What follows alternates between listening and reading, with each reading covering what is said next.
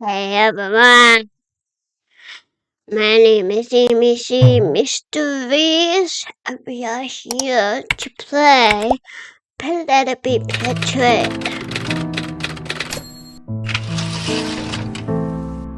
Such an awesome intro. It's fun. I love it. Done. The art of deceit.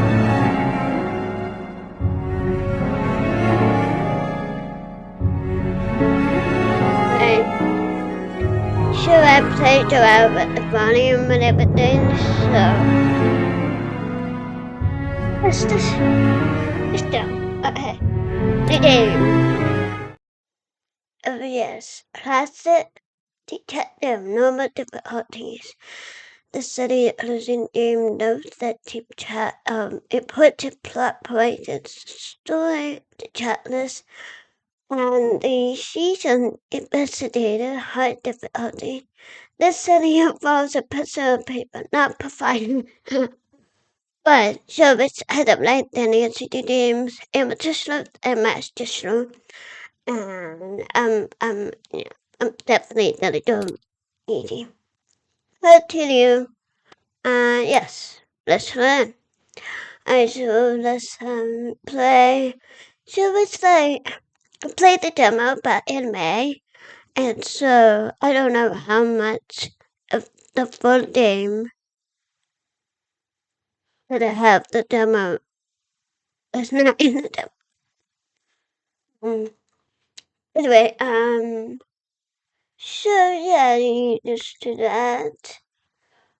And that there would be, yes, the eye and the hand. I think I don't really know. I don't know. Don't think you, yeah, don't think you, no, it would be a nighttime. The time in the game is 10 p.m. No matter where she is. So it's like shadow on Wednesday, it's a little bit into database side too. I'm sorry, I'm going to reference Nancy to game because this is the Nancy to Spire game. This is like a game made by, yeah, only. It's made by Nancy to Bayon, and the developer also made the Children Will Tower Family. So I won't, yeah, I'm sorry. Change the time. So it's had of like some music games.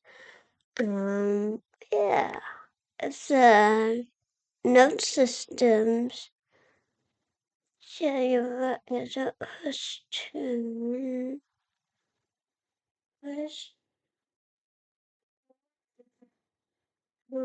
If you're not sure what to do, that's kind of the same thing as the demo. It's pretty much the same way. No, but one would be available. Okay. Oh, we see host. Oh, that's right. You do that in the demo too. Please, host. Hi, and this cheers is so. Let's go. This is a work of fiction. References to real people. Yeah. What do that? What am I doing here? Oh. I never expected that a community college degree in creative writing would somehow evolve into me being out in the real world solving mysteries. I mean, I was guessing that with an artistic major like mine, I'd probably end up working out of my field. But at a place like a fast food restaurant, or maybe a department store, if I was lucky. But life has always been known for throwing curveballs, I suppose, and who knew they'd actually be worth writing about? An average writer with above-average detective skills, critics called me. I ignored the blatant jab at my writing ability to relish in the fact that something I had written had actual critics. My writing had made it through the never-ending stack of submissions to independent literary journals and other various obscure magazines, and was now being read and talked about by other human beings. To my own surprise, however, the biggest source of my excitement wasn't my first success as an author, but as a detective. I like just No one believed me when I said that Mrs. Jenkins' death wasn't what it seemed. Even someone who talked to the neighbors as little as I did would have known her well enough to confirm that she had no living family members. She would wistfully mention the lack thereof during the awkward conversations initiated by accidental eye contact while picking up our mail.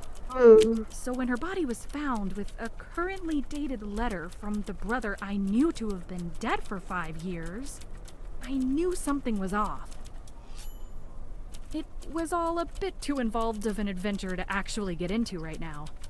Long story short, I searched some records, talked to a few of her friends, broke into her apartment, and eventually had enough evidence to prove my theory. Penelope. Turns out, the angry letter from her brother and the very suspicious gunshot wound to her head were just post-mortem attempts at staging a murder. In reality, the sushi chef at a struggling restaurant downtown prepared some pufferfish incorrectly, and the toxins were enough to kill the poor woman, rather than deal with the consequences brought on by the health inspectors. They made up a motive and set up a scene in an alleyway. Definitely creative. Fast forward to yesterday afternoon, I received a completely unexpected phone call. A small police force in the town of Carlisle, Connecticut, who knows how, had read my publication and tracked down my number. They're apparently in over their heads with some kind of unusual case, and wanted to find someone who could give a second opinion on everything that's been happening there during the past week. Based on how small their force is, and how sleepy their town sounds, it's my best guess that they don't normally have much crime to deal with, and this might be a bit out of their wheelhouse. To be fair, it's also a bit out of my wheelhouse, but they sounded pretty desperate on the phone. They'd have to be, and wanted to fly me there as quickly as possible. I don't know anything about the case, but they promised to fill me in once I arrive and get settled. Hopefully they realize I don't really know what I'm doing. But hey, you'll do that fine. makes for a much more interesting story for the readers. So here I am, about to embark on my very first official case. Nice. I have a feeling that I have no idea what I've gotten myself into. Ooh, I love that. That was a really cool opening. I enjoyed that. That was really cool. And it takes place in 2016. That's right. Each host. Wow. It's been a while since I've been on an airplane. Ooh, that was so cool. I really liked that intro. That was fun. I really enjoy knowing Penelope and knowing what she's doing through, and yeah. Oh, and we did exactly a choice. We don't have any. That's why she's in an apartment. Okay. It's when I played the demo. It just looked like it was a hotel or something. But this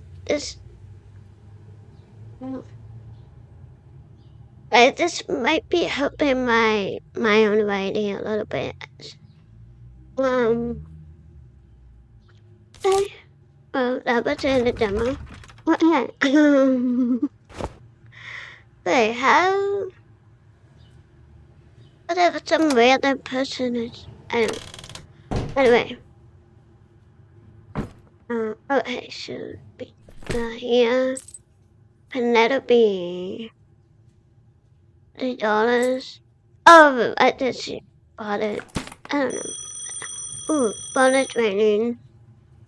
Well, TV just let it rain. I don't want to. I don't want to find out. Okay, so let's pick up. Hello? Hello, Miss Pendrick. This is Sergeant Russell. I'm going to be your contact down at the Carlisle Police Department during your stay here. Glad to see you had no problem finding your accommodation, and I hope you've had some time to get acquainted with the police.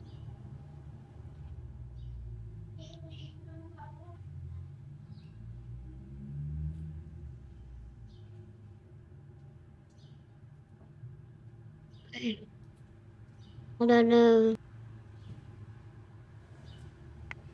Good to meet you, Sergeant.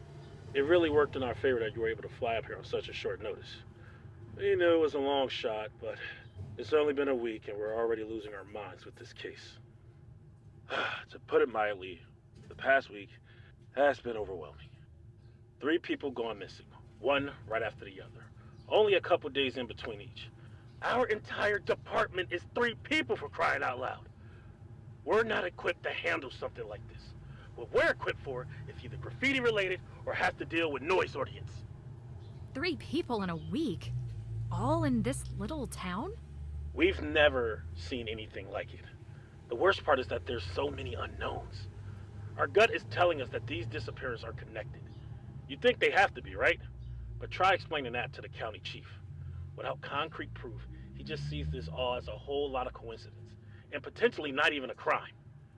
We're getting no outside help with this, no matter how much we beg. Ah, okay. Well, that answers why you brought me up here, rather than literally any cop in the state. That one was the real mystery. Desperate times calls for desperate measures, they say. No offense. None taken, trust me. Officer Vasquez was the one to read your publication. He relayed it to me afterwards, and we all agreed that you seemed to have some pretty solid intuition. It was his idea to reach out. Anyway, let's get down to business. I'll be sending you some documents that we... Huh? Unauthorized call time expended. Please enter 4-digit PIN to continue to use line.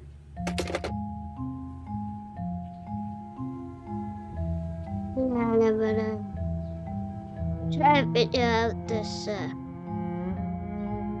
phone things. This is why I'm recording this instead of streaming.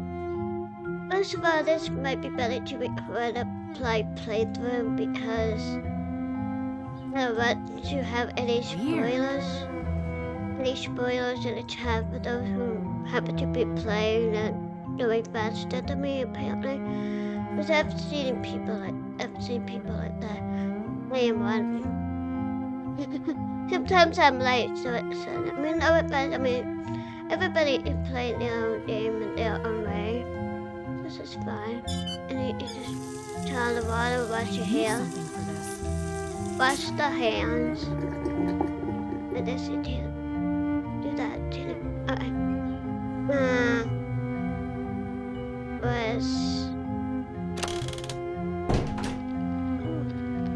There's a neighbor. No? Yeah. No. Hello? Yes. Take a hint! Do you have a second?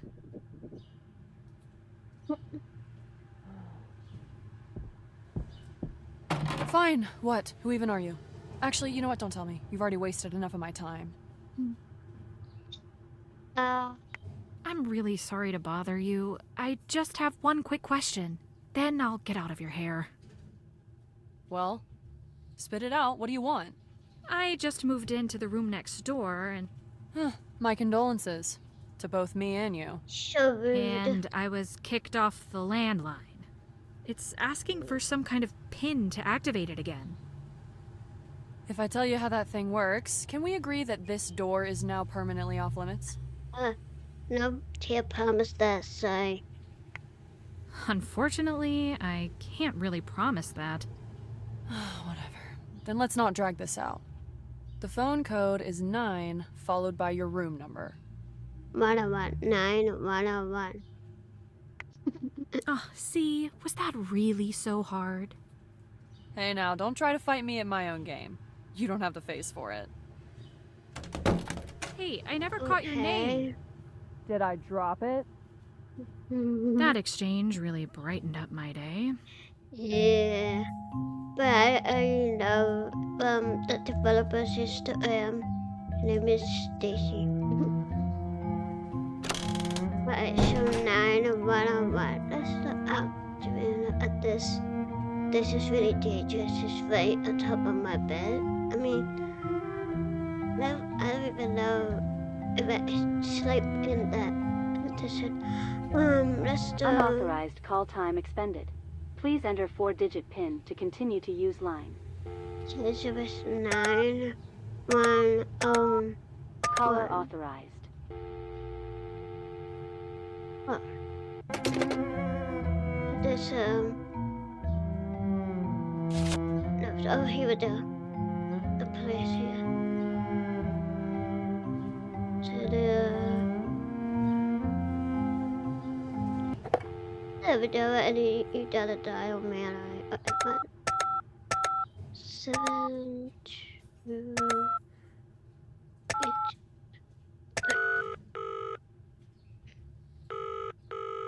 Carlisle Police Department, Sergeant Russell speaking. Hi, Sergeant. It's Penelope again. Penelope! We got a guy here who bet you were already hightailing it back to Virginia. Zimmerman, you owe me That's 20. helpful. Not quite yet. Although I'll probably end up questioning that decision. Sorry about that, by the way. Getting cut off like that. The landline here is a little funky. You're back. And that's all that matters. Now, what had I been saying?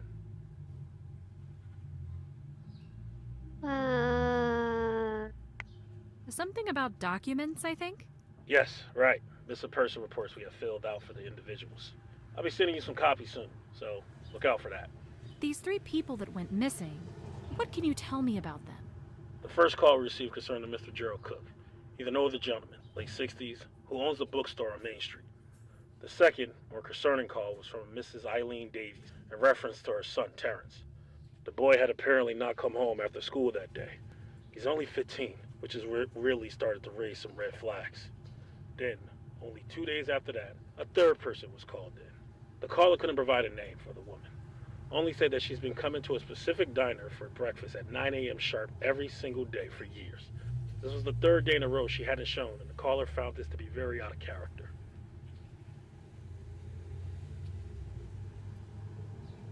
Can you tell me more about Gerald Cook? Never met the man personally, but I had heard his name prior to all this. His bookstore, Novel Books, is a bit of a hub in this part of town.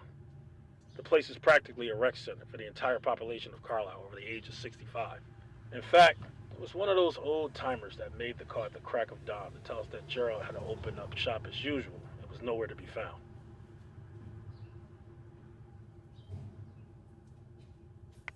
Did the caller mention seeing any signs of a struggle or break-in? We asked him to take a good look around for just that. He told us that the store was still completely locked up. Through the windows, everything looked fine, and there weren't any signs of forced entry. That day, we went out and interviewed maybe 20 or so people, and Vasquez canvassed the place once we got inside. Nothing. The place was pristine. Cash register locked. Interviewees all giving the same story. I remember stuff from the demo. That's so cool. And what story was that? Anyone who had seen him the day before said it was a perfectly ordinary day. Gerald had been his chipper old self, and he locked up the store as usual at 7 p.m. Did anyone witness him at all between 7 p.m. and opening the next day? Not a soul. We even talked to the guy who seemed like Gerald's right-hand man in running the store. He even had a key. Mitchell Hart, I think his name was. For someone who knew our victim well, he didn't have anything helpful to add. Say he didn't have a clue where Gerald normally goes after closing, besides home. He also took us to Gerald's apartment, right above the store. But when we knocked, there was no answer. I wonder if anyone else has a key besides this Mitchell guy. Maybe Gerald was mugged and someone pickpocketed him. It'll be right out of the ne'er-do-well's playbook. Mug an old guy in an alley, steal his keys, rob his place, then lock up on the way out. That's why right now, our first priority is to get into that cash register. If money is missing, that'll simplify everything and give us a little direction. For Gerald's case, at least.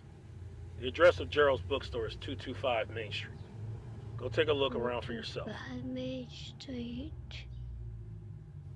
Can you tell me more about the diner woman? Yes, Jane Dell. I wanted to call her Victim X.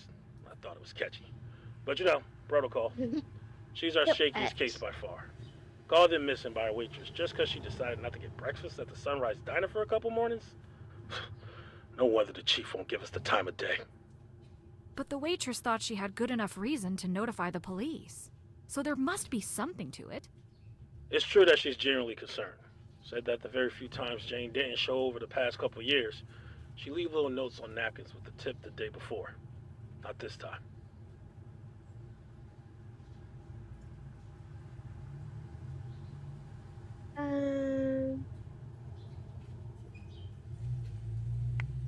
She really ate at the same diner every single day for years? It must have some incredible food. I had a case of food poisoning that would suggest otherwise. I guess that she went there for the company, but our caller said that she was the quietest woman she'd ever met. Over those years, none of the diner workers could even get a first name out of her. Wonder why? I wonder why. Do you think she's trying to hide her identity? No idea. It's possible. If she wasn't there to hang out with the waitresses, what did she do every single morning? Read books. Lots of them. And not just the type with shirtless cowboys on the cover, but books with real substance. Textbooks even. And all subjects, especially history. The waitresses said that Jane would set up every day in the same booth, take a few books out of her bag, and read and take notes while she ate. Interesting. I wonder if doing this was work-related or a hobby. What did you investigate, and who did you interview in regards to Jane? What can we investigate? No one knows her name, address, place of work, family, acquaintances. We examined her favorite booth at the diner and interviewed everyone who works there. All we know is that she's been coming there for roughly 3 years, is quiet, reads a lot, and has tried everything on the menu. None of the workers said she was acting differently the last day she was seen? No one was paying enough attention to remember. But one of the waitresses did hold on to what's currently our shred of evidence, a napkin with some chicken scratch. She was planning to return it to Jane the next day, but you know how that story ends. Did she frequent any other locations besides the diner? My only guess would be a library. Owning all those books would cost an arm and a leg. Thing is, Carlisle doesn't have its own library, and there are too many to count in neighboring towns. Wow, this is like trying to track down a ghost. You're telling me. All I can say is keep an eye open while you're investigating the other two. That's the best we can do right now. I'll send the napkin along with the other documents. Okay, Can you tell me more about Terrence Davies? Terrence just turned 15 a few months ago. If he was any younger, all the cops in the county would be swarming around this case like flies to rotten lunch meat. He's right at the age where the chief can shrug his disappearance off as a rebellious kid doing rebellious kid things. Does Terrence have any history of running away or causing trouble? Not according to his mother, at least not according to what we could piece together through the tears. Either way, we suspect she views her son through some rose-colored glasses, because interviews from fellow students and teachers at his high school painted a slightly different picture of him.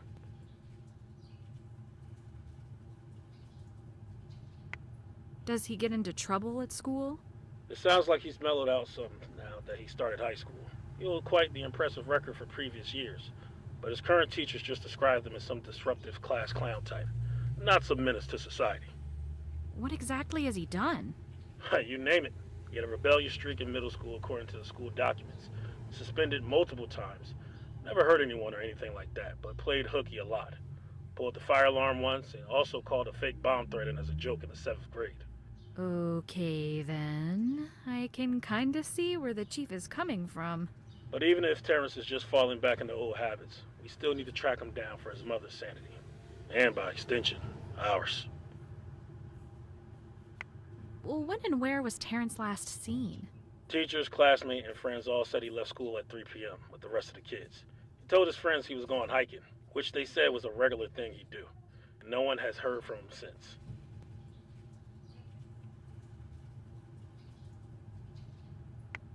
Did anyone say where he normally hikes? No, There are hundreds of trails around this area, not to mention the woods and cliffs. He could have gone anywhere that day. What's his family life like? It's just him and Mrs. Davies. No siblings, no father in the picture. Explains why she's so attached. Could you tell if there was any strain in their relationship? Who knows? From the sound of it, they spend more time together than an average mother and teenage son duo. But can't see under the surface. We'll get you in contact with Mrs. Davies. Once she calms down a bit, I'm sure she'll give us more to work with. Not sure how much luck you'll have with her, but feel free to give her a call. Phone number is 203-555-0927. So, Penelope, now that you know more about what we're dealing with here, what's going on through your head? I think they have to be related because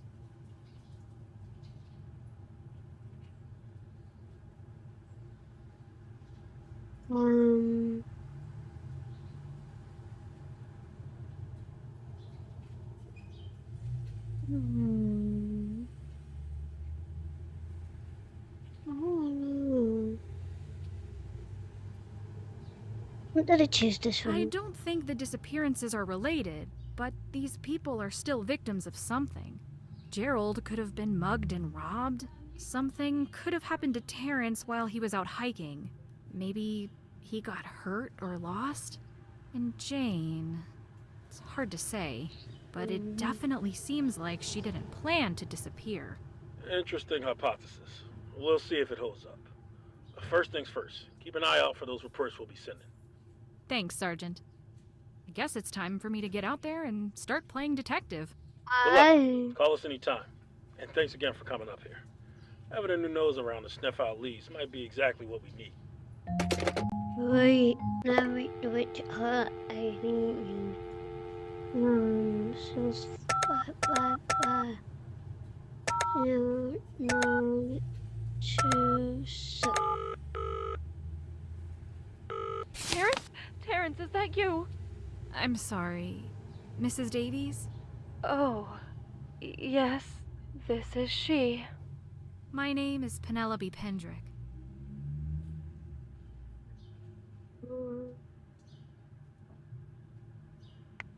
I know you're going through a lot right now, but I'm working with the police to do everything we can to find your son. If you're feeling up to it, would you mind answering a few questions? Thank you. I'll do my best. Can you please describe the entire day he went missing in detail? From morning to evening. Let's see. I got up at 6:30 as usual and started making breakfast. Terrence sets his alarm for 7 and ate quickly after he got up.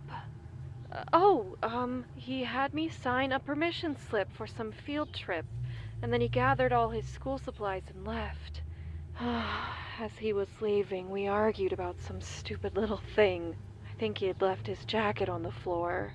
And that was the last time I saw him angry at me.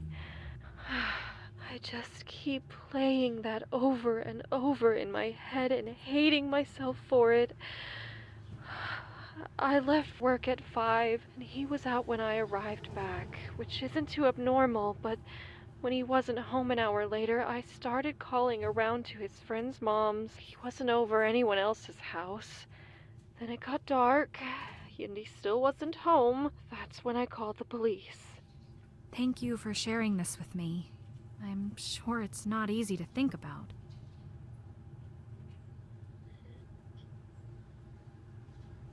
I heard that Terrence told his friends he was going hiking after school was out. Do you know of anywhere in particular he likes to go? It could have been anywhere. That boy's practically explored the entire state. Could he have gotten lost or hurt somewhere in the woods? No! No, impossible. He was a Boy Scout for years, and he's even taken courses on outdoor survival. This kind of thing is what he lives for. I have no doubt he's very competent, Mrs. Davies, but sometimes things can happen that are out of a person's control. I said it's impossible. I know my son. All right. I'm sorry I came off as implying otherwise. Now, you mentioned a field trip. Can you tell me more about that? It was for his art class. A gallery that they were going to tour that day, not far from here. Do you remember the name of the gallery? Something pretentious. Bold decisions, bold and brash. I have the paper around here somewhere. That's right. Bold depictions. 3297 Ocala Street, Oakford, Connecticut. Thank you. It could be a start. If you say so. Did anyone mention anything else out of the ordinary that happened at school that day? No. I don't think so. You know what? I need to go. I can't do this anymore. It's too much. Thinking about that day, it's too much. Well, Eileen? Are you there? Oh, poor lady. That's just... Yes, I just feel bad for her. It's crazy. I meet here new places to go and whether if she had roped at the bathroom, like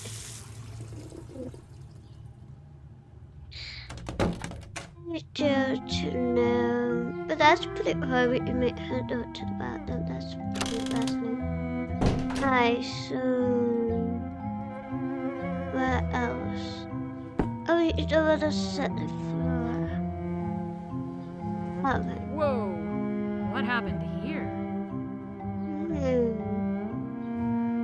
No, she didn't make that comment in that demo. Anyway, let's do explore, sorry.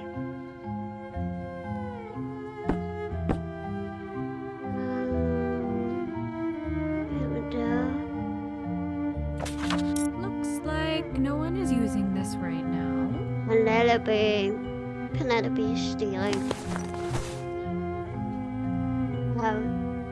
Maybe in March of 2016.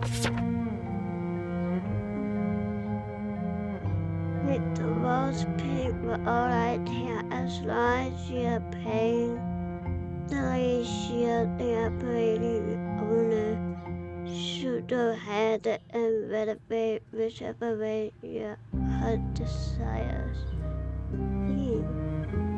Whether he is or not is a territory that meets.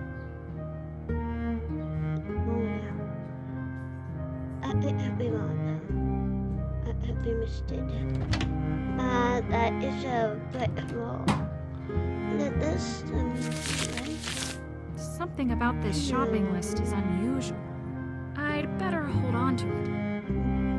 Yeah, yellow apple. Why would you have yellow on there? I just returned the appeal or something.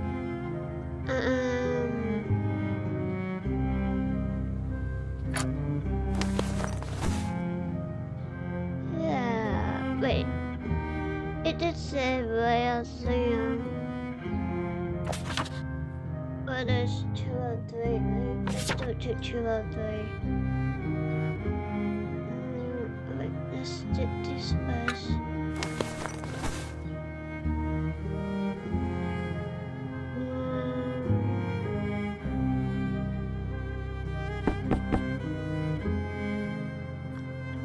Let's do it to 203. That's 203. 203.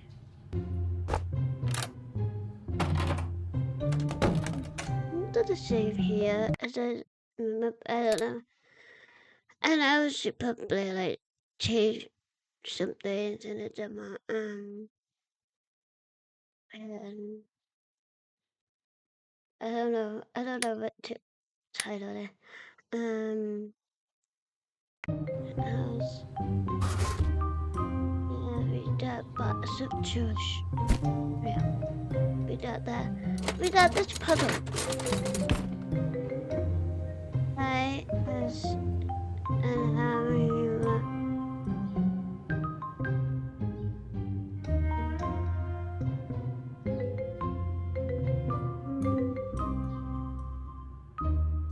how would you there it is. Oh wait, this is stupid.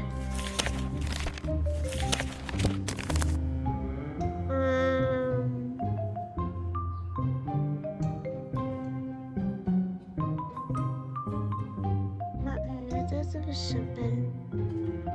Okay, let's just do let's do 2 novel books.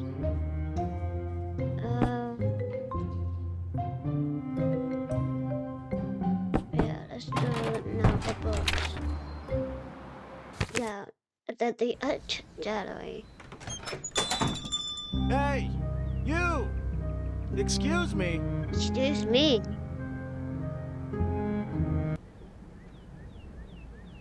Miss, I think you might have the wrong address. Thanks for your concern.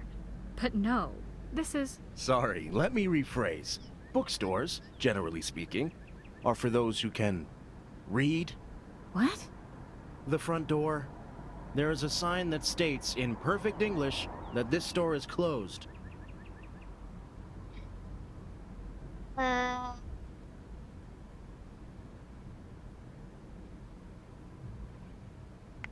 I know. I actually have special permission to be here. Special permission, huh? Is that what the kids call trespassing these days? I've been sent by the police concerning the disappearance of Gerald Cook. My name is Penelope Pendrick. And you are? I apologize for doubting your ethics and literacy. The name's Mitchell. Under usual circumstances, I helped Gerald run novel books, but now I'm useless. Mitchell Hart. The sergeant mentioned you to me.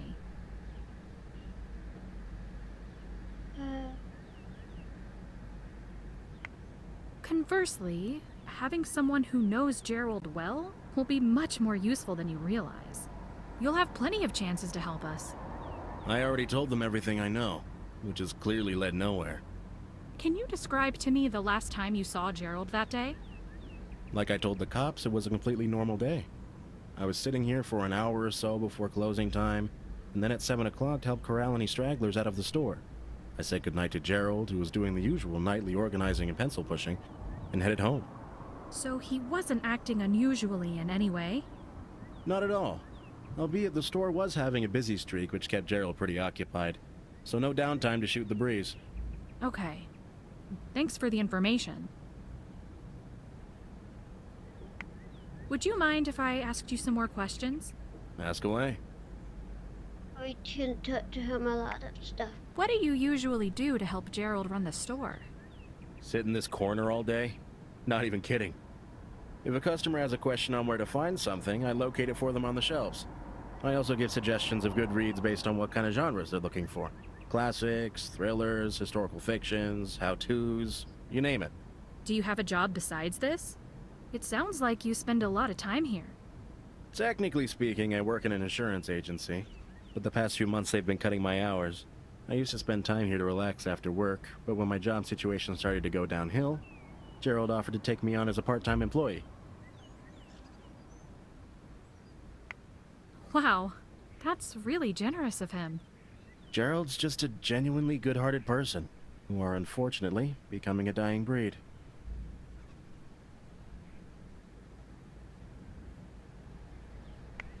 Has Gerald ever gone on a spontaneous vacation or trip? The man is the antithesis of spontaneity. I've known him around 5 years, and he's never left the store out of the blue like this. 5 years. You mentioned the store being busy the day Gerald disappeared. Abnormally busy? You'd be surprised how much traffic this place gets.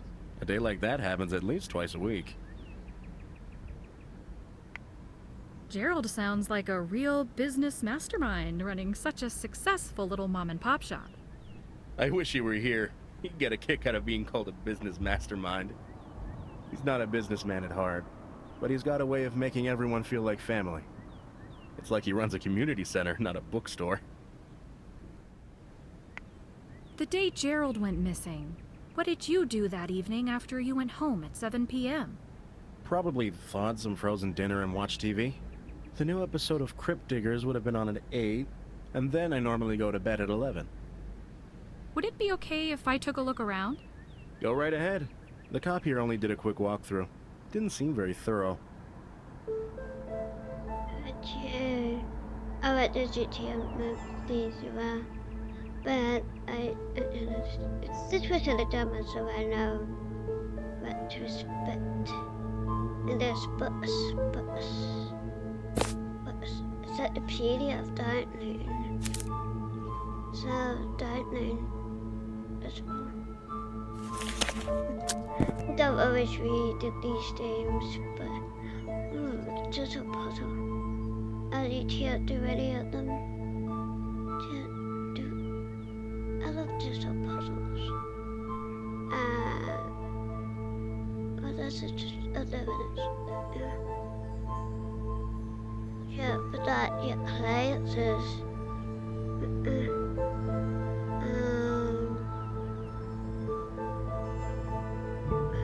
There's some books at the Alec Poe.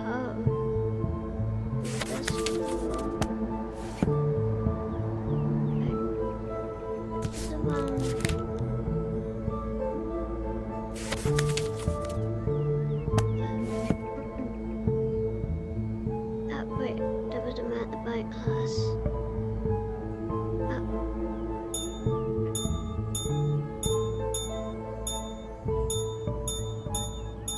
Mitchell not did it be like, what are you doing?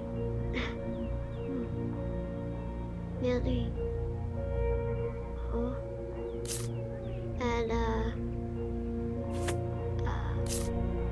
what's it called?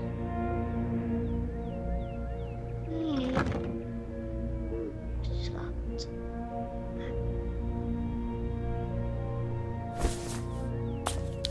Read that thing is. So it's like the same puzzle from the demo. Okay, so did I take a picture of this? There we go. The other one we have Happy Shop. Whatever do we call that? We got some money. We got this. Okay, it's a buddy. We love you, my papa. Whatever who they are.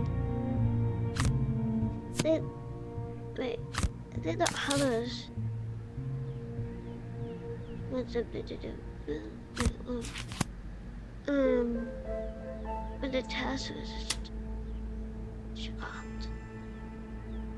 So, February 21st, 2016. I remember 2016. Can't believe this. Almost 10 years ago.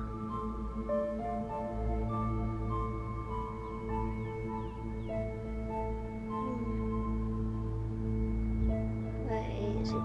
Okay. Mitchell. Do you have a key to the cash register? So that's how you detectives get paid, huh? But no, I don't. Sorry. Thanks for talking. Never a problem. Is it butter? What is it? So the butt will be here, right? Yes. It's stuck. Oh, that's why we need that. Yeah, that thing. Oh, it's in that to let's go back to the apartment. Let's go back to room 203.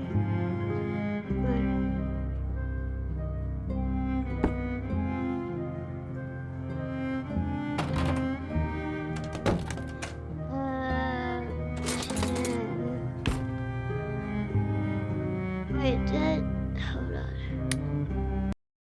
I know this is the shop. did that. This is for the rest.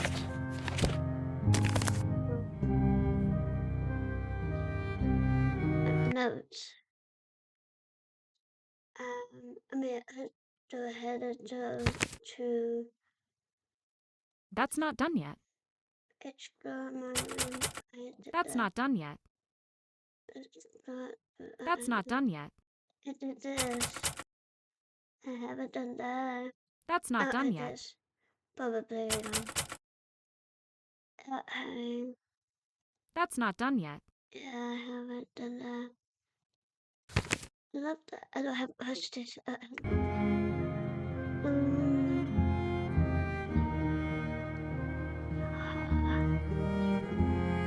Crazy is that? Come there. There they are. Okay. Alright. Let's take a picture of this. And let's do a video of this up. Alright. Here we go. Alright.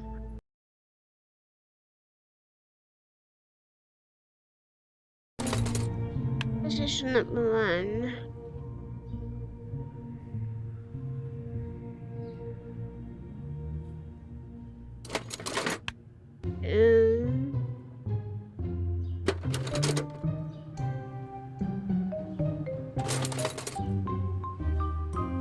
Three.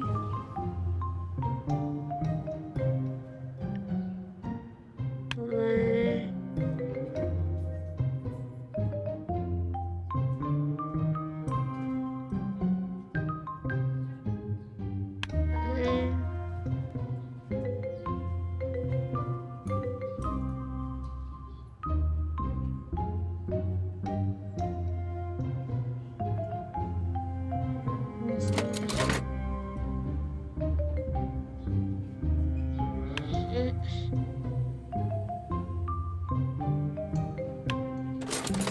That's it. Sorry, Joe. Sorry, Joe. Daddy! Alright. I think that's it, isn't it? Alright, I'm gonna save. Save here.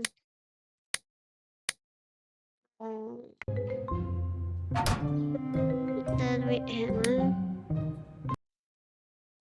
Then this. Yeah, oh yeah. Just like the mom. Alright.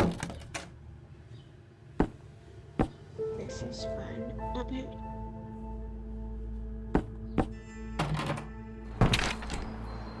Back to Nava books. Just do that.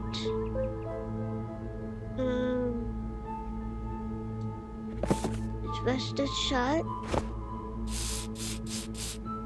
There we go. Okay, so in order to do this puzzle, you have to look at these. Is that picture there?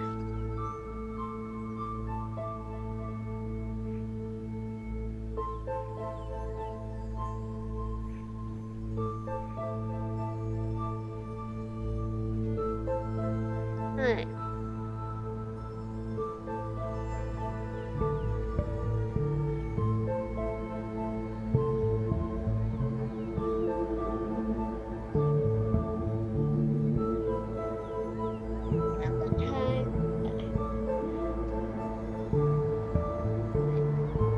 Doesn't have like hit system, doesn't.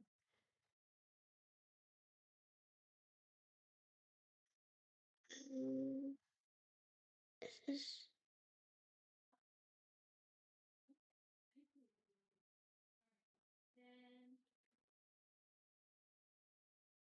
uh,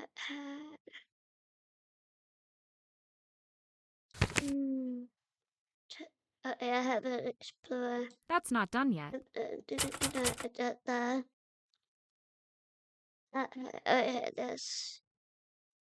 that's what it did. That's not done yet. Yeah. And I don't have any questions or did I miss anything? Awesome. Okay. Let me get that on. Hello, that's.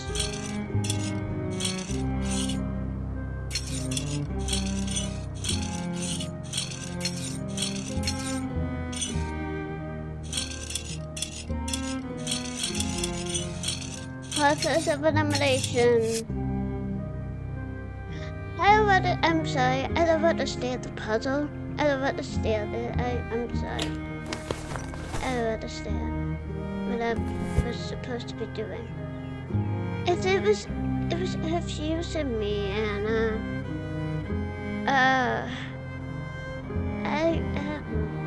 in my opinion, it's not the best.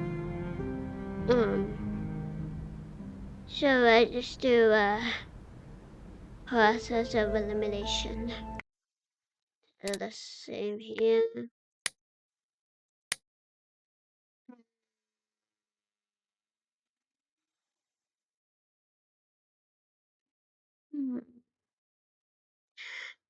Alright, so let's go to the task system. I still don't know how I did it. I know the first 3 letters are sound. I don't know about the others.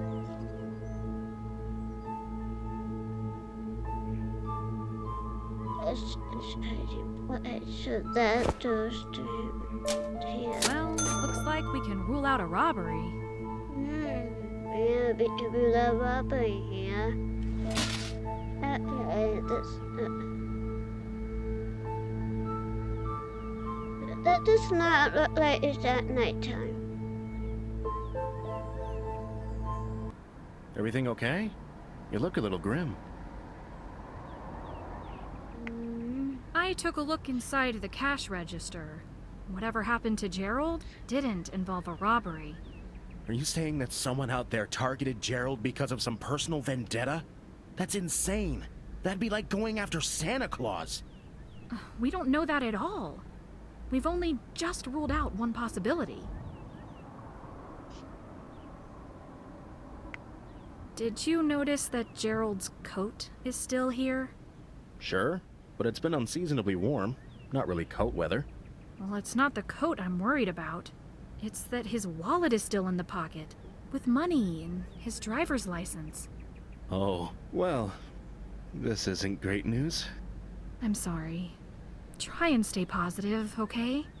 There's still so much we don't know. There could still be a perfectly innocent explanation to all this. Yeah. Let's go to the itinerary. Itinerary.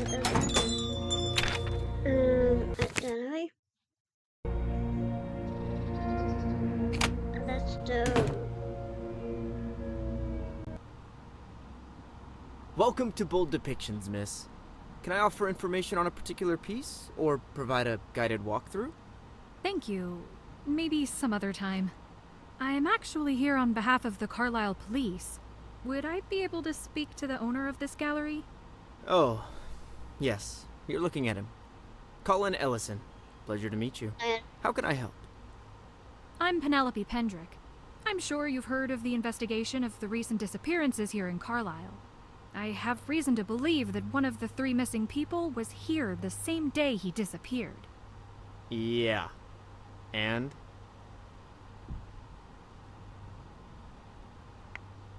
I'm sorry, what? So you remember meeting 15-year-old Terrence Davies last week? Oh, too well. Afterward, I googled how to repress a memory. Can you describe in detail your account of the field trip from start to finish? Right. Yeah, so the kids and their art teacher were busting Ed 1. There were about 10 of them total. 9th grade, I think. I started by introducing myself and giving some background on my credentials. Everything was going dandy. They were mostly all paying attention. I led them to the painting closest to the front door, and then went around the room from there, explaining my process, the decisions behind the composition, the deeper meaning, the medium used, and so on, for every piece. After we were going for 15, 20 minutes, a few kids in the back started snickering and whispering to each other. Super irritating. Then, one of those kids raised his hand, so I made the mistake of thinking he had a legitimate question. I called on him, and he was like, "Sir, I was wondering, why do all your paintings suck?" All his brain-dead friends laughed, and the teacher yelled at him, which shut him up, but not long enough. I tried to be professional, but a little while later he was drawing something on an index card. He started throwing little pieces of paper with tomato drawings at me, and his spineless excuse of a teacher didn't even do anything about it. Finally, after his friends started doing it too, the teacher decided to just end the whole trip and take them back to the school.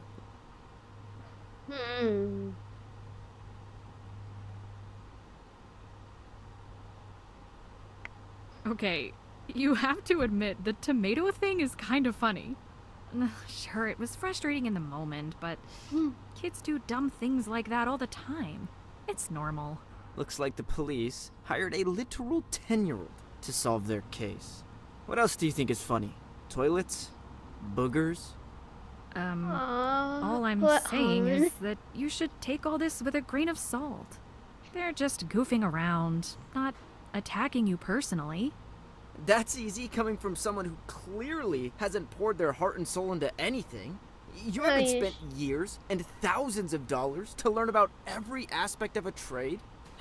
I try and paint pieces that give others something to admire and wonder about. So, yeah, when people insult something you've put your whole life into, it's a little hard not to take it personally. When I saw his snotty face on the news later that day, not gonna lie, felt kind of cathartic. So, the official statement for the police is that you had a bad encounter with Terrence. Later that day, he goes missing. And then when the news comes on that evening, you, grab a bag of popcorn and smile? Do I have that right? Oh, lighten up. I meant metaphorically. I'm sure he's fine. Probably just causing chaos somewhere else for now. Oh my goodness. I should go. Aw, what? Forgot your handcuffs? Oh my goodness. I don't want to go back in there right now. Yeah, I don't blame you. So, wait, is that it? I mean, I'm gonna save here. Oh wait, maybe not.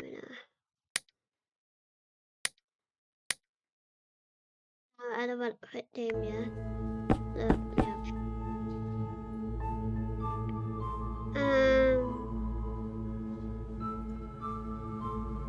Let's see. I really enjoyed the. That's not done yet. I am there. Well, I still haven't had the police reports. That's not done yet. I haven't explored. That's it.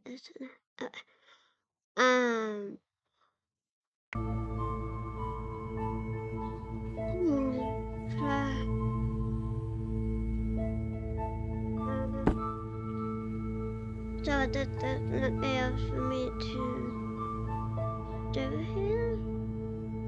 I explored that. Do I not on it? Do I? What? I don't know what.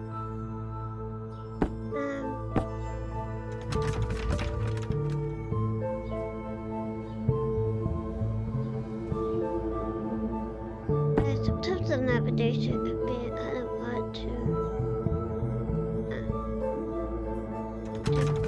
So with this I might go sleep now.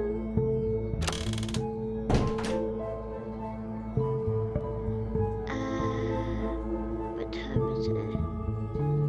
That was 26:03. Is that time by the notes?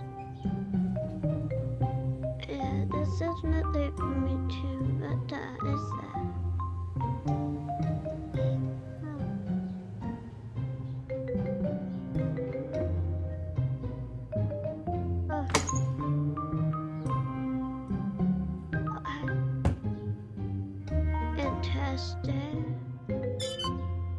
turn it on.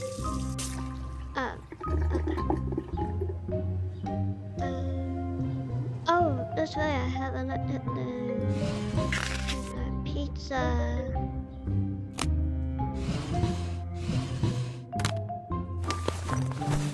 Stealing the remotes.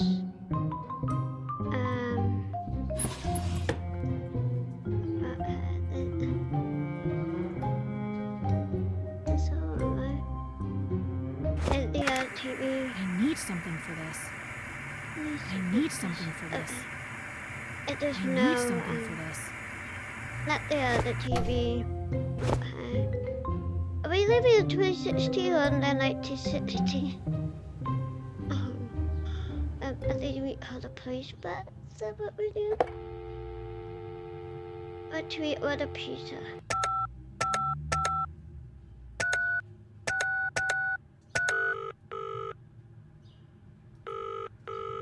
Pablo's Pizza. We put the E's in cheese. How may I take your order?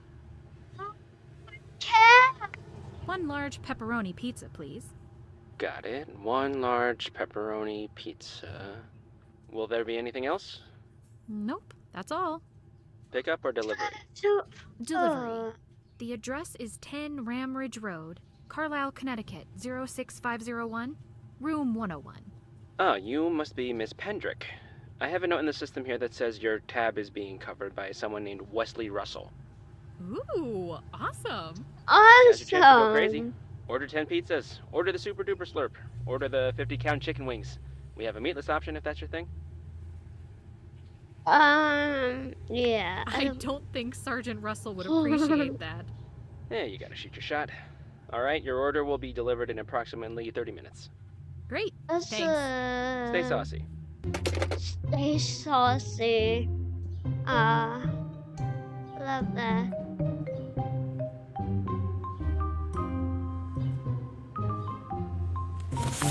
Yep.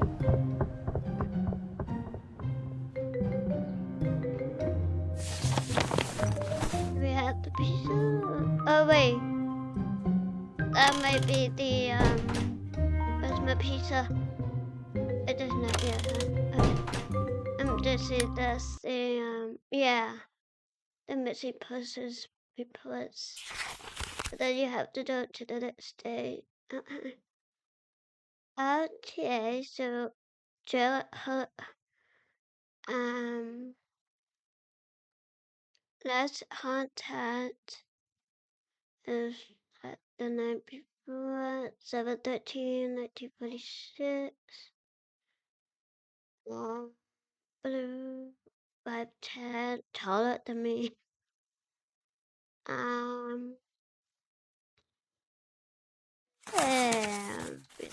And tears on 28/2001. Wait, he would be, no, we wait, 16, yeah. 5'7". Oh, he's taller than me. On a way past my camping. Now, haunting my mother. The ginger. Oh, well, that's cool. One for 3. Picture time.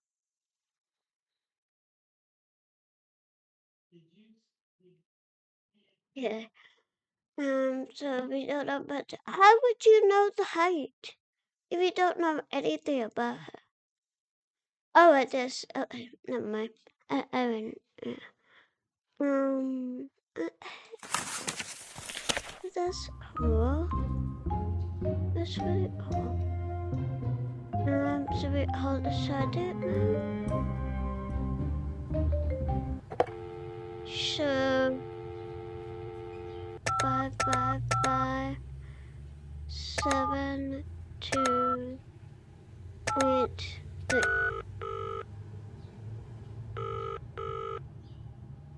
Carlisle Police Department, Sergeant Russell speaking. I opened the novel book's cash register. It was still full. And to top it off, Gerald's coat and wallet are still in the store. What the? Oh, Vasquez! You need your eyes checked. Remind me to assign you to interviews next time. Good work. Whatever happened to Gerald was not premeditated on his I end. mean, you can't It's a do start. to the test register, so there's no way to, unless you try doing the puzzle and all that. I went to Novel Books and met Mitchell Hart. Great. What are your thoughts? A quaint little store. Certainly doesn't look like a crime scene. As for Mitchell...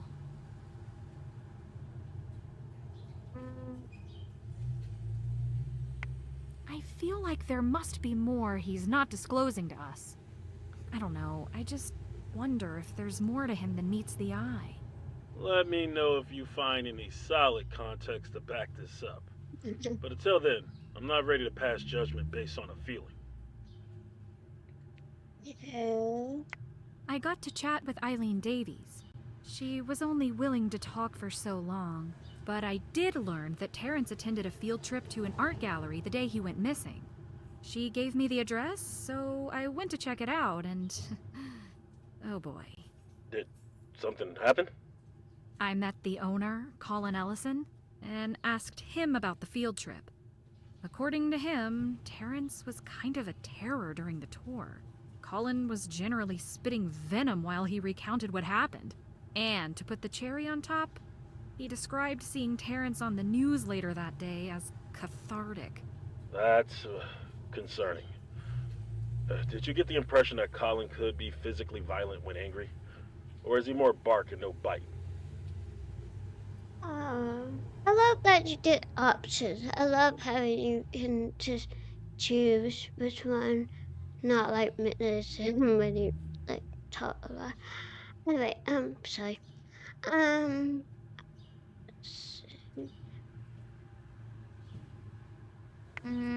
wouldn't be surprised if he would physically hurt someone who he thinks wronged him.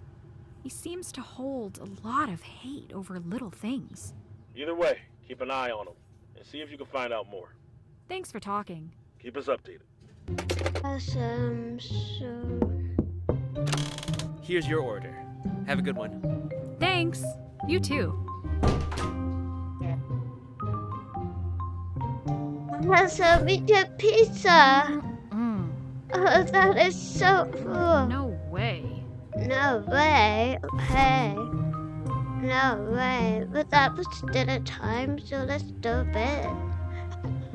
Wait, he's just 30 minutes? And this is so fast. Oh. Do we need to talk to Mitchell? Or do we need to... Wait.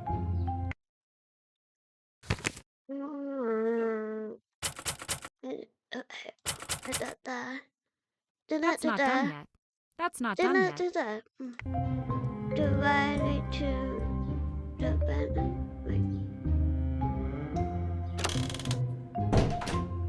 So I need to do I have it fully explored?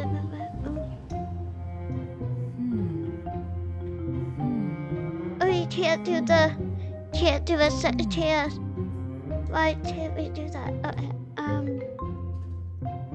I wonder if there's gonna be a scene with a fire or something. This could come in handy. There we go. There we go. Wait, was that it? Yep. Awesome. So do we talk to Mitchell again?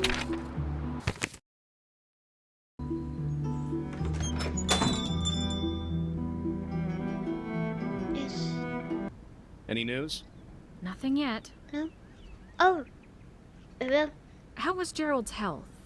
Physical and mental. I don't know what drug he's on, but that man has energy. I'm jealous and I'm 25 years younger than him. I do see him eat kale chips with his lunch, though, so maybe not that jealous. What about his mental health? Nothing has ever raised any red flags. Although his generation isn't much for talking about those kinds of things. You know, feelings. Okay. What exactly is your relationship to Gerald? Are you close personally or more like business partners? As close as two heterosexual men can get. During slow hours, we chat about books, current events, politics, conspiracy theories, sports, movies. The list goes on. Oh, and gossip about old man drama. Carl always cheats at chess and thinks no one is onto him. Everyone is onto him. Do you ever talk about your personal lives? Not really. So like I said, as close as two heterosexual men can get. I don't have a personal life to share anyway. But Gerald, he has an entire lifetime behind him. I'll admit I've always been curious about his past. Does Gerald have any family? There was a picture of his granddaughters in his wallet. Really? I always wondered if he had kids out there somewhere. He never mentioned his family to you?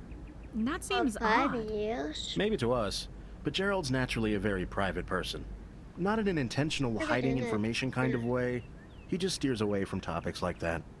Why? I don't know, but I respect his privacy. I wish there was a way we could let his family know what's going on. The number of cooks in the United States is probably enough to fill 3 phone books alone. Not to mention married names. Did the police check Gerald's home address? He lives directly upstairs. I took them to the door, but that was the best I could do. They knocked a few times, got ladders, and looked through the windows from the outside. They had a pretty good view of the main apartment and the bathroom. From what they could see, there was no sign of him. Can they get a warrant if they think there's a chance a person inside might need help? No idea. But a busted door without appropriate justification sounds like a nasty lawsuit waiting to happen. Thanks for talking. Never a problem. I love how she ends the conversation. You don't actually click, but it's like I buy other things. Anyway, I didn't look at it every book, did I? Let's see. Should be done. Sometimes I would read, sometimes sometimes I don't mind. I really like it if, you know, Penelope is like, this looks interesting, really. The Raven. I thought Abraham Evermore. Oh no, it's Nano? Is it Nano or Nano? I don't know. Anyways, so at this. Yeah, books. I bet some readers of the Club is excited. Well, not just the Club, but anybody who likes to read in general. Excited. I Deceit and read. Oh, Tale of Two Cities. Oh, I feel like I need to write that down. Oh, wait. I see a W. I did see something. Hold on. Hold on. Okay. So, this is...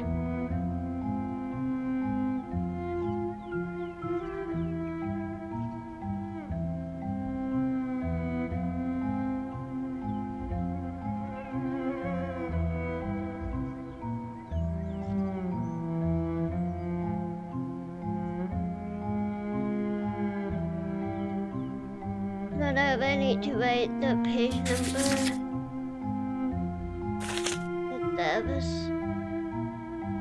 That's something. Hold on. Is this the back? And it is. So I saw a W. There was another letter. That same writing. And then that was the hold on. W O M.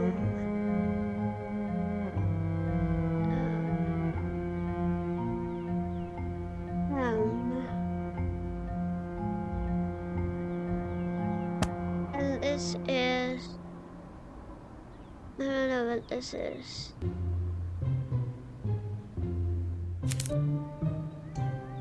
Oh no, wait. Set this salary about what the night down. Instead of right. And put Dawn, sorry. Dawn. Ooh, I don't know how to pronounce that.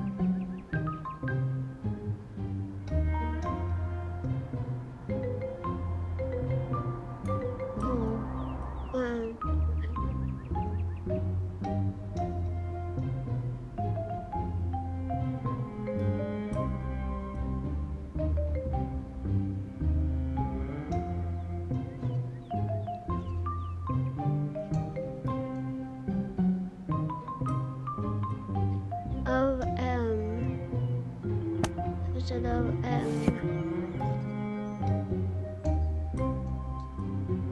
when in doubt, write it down. Anything else? Yeah.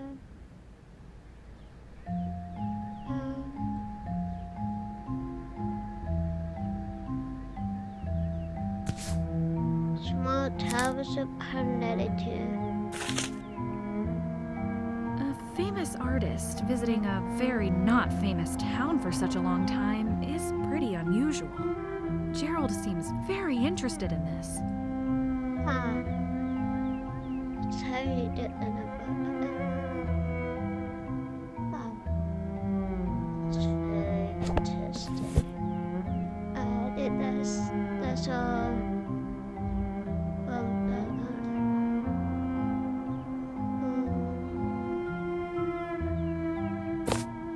Encyclopedia of Darkness. There's no letters there.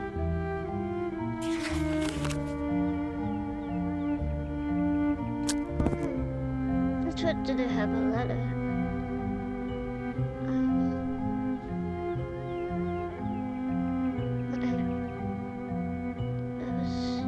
That was all about that. Oh, there's some more here.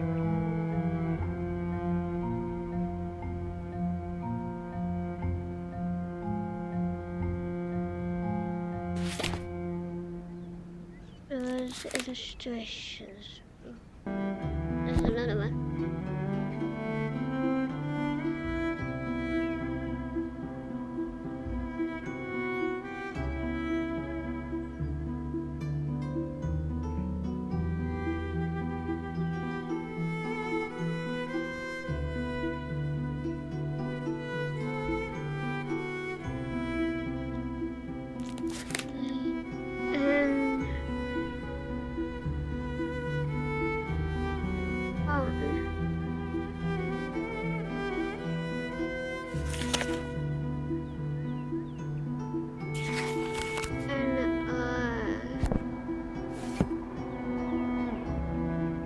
That's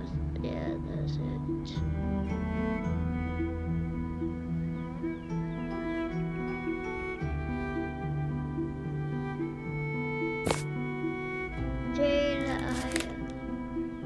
That's an eye.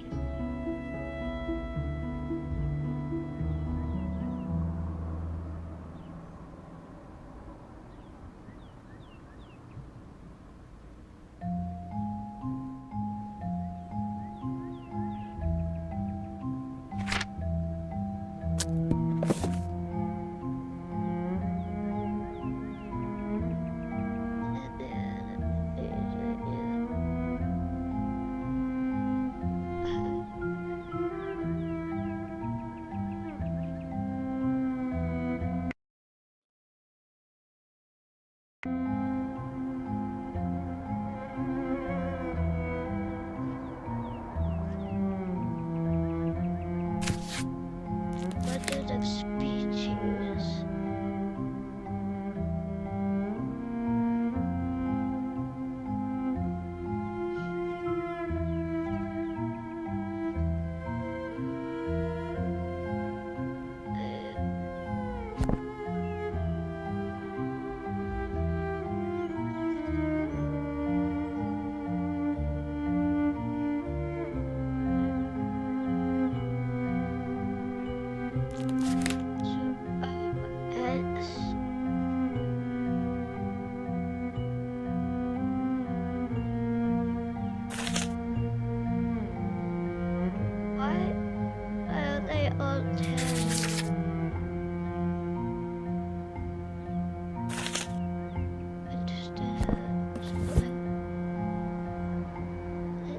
It, right? That's all I got. And then, oh, there was the raven. I'm just gonna say.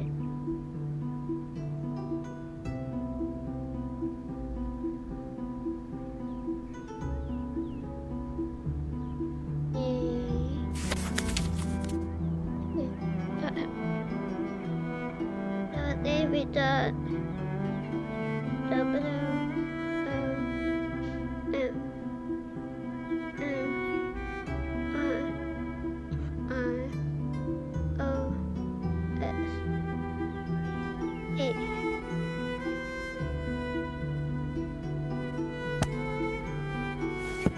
And I think that's it, right?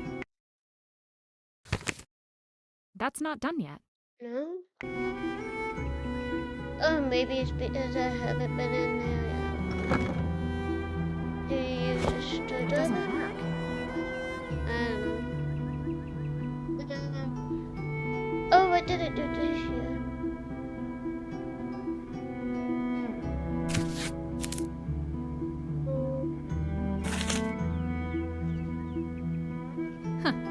This little Ginny gal is pretty smart.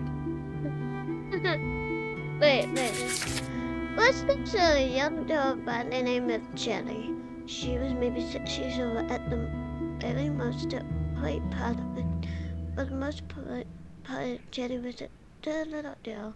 She picked up her toys at Honeyhammer. She was even nice to her 4-year-old sister Taylor, who could be loud at her. There was only one that always did Jenny into trouble. That was Auntie. Jenny loved Auntie more than anything. More than be the problem with Jenny's love for Auntie is that mother would only allow one Auntie per day.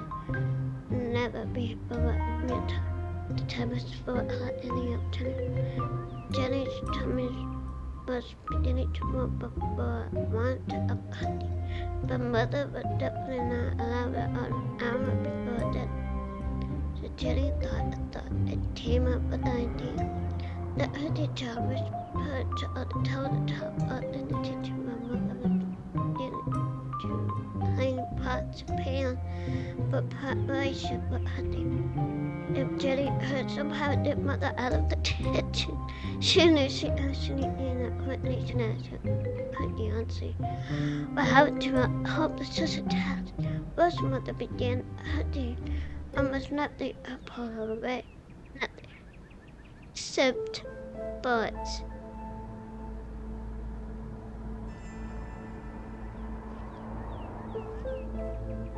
Jenny knew that mother hated bugs in the house more than anything.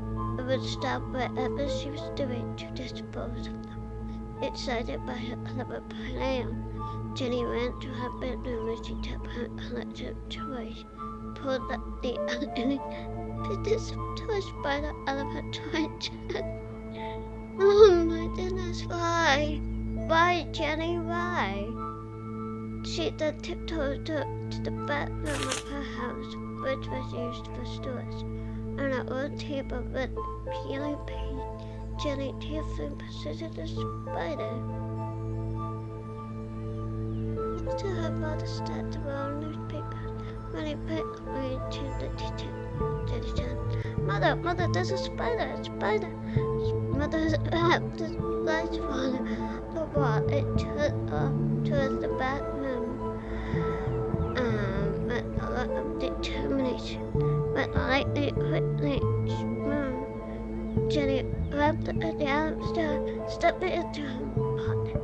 Mother returned a half minute later with slightly perplexed look upon her face. Jenny, that was a plastic spider. Oh, I'm sorry, Mother. I thought it was real. Jenny mumbled. Oh, Jennifer, why? Why, Jennifer, why? It's an actual story. Hold on.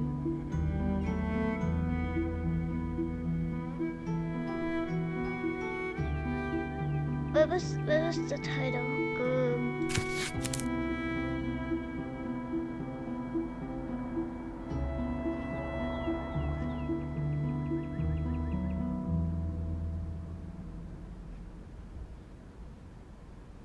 I know. Maybe a fictional. Yeah. Maybe a fictional story. That's hilarious. That's just crazy.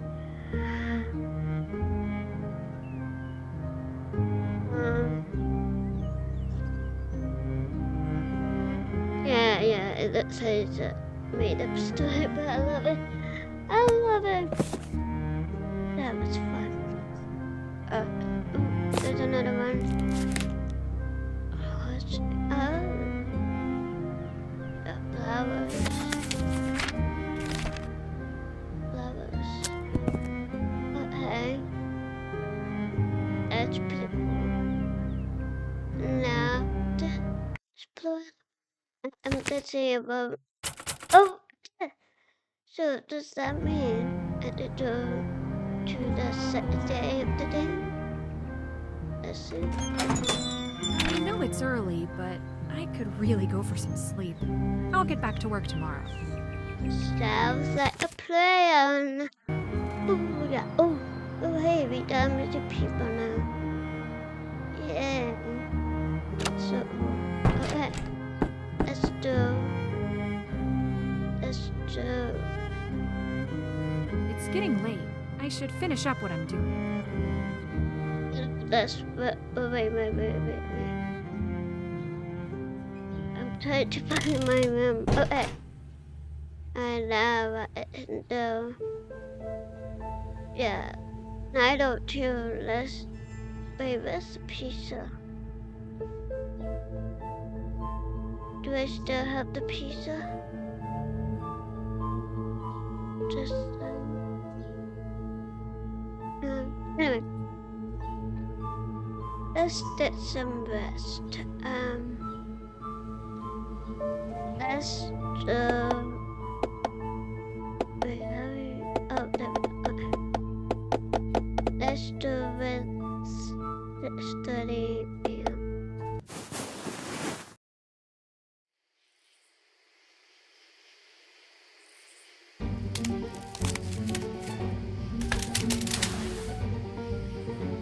What?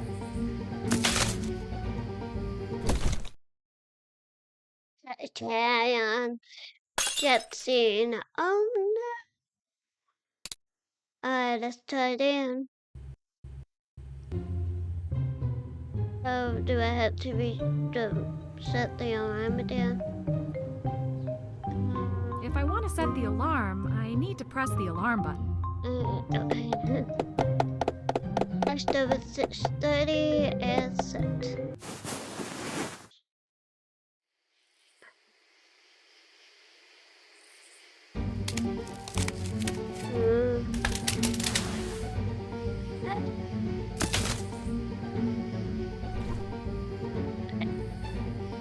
So I am hard of hearing.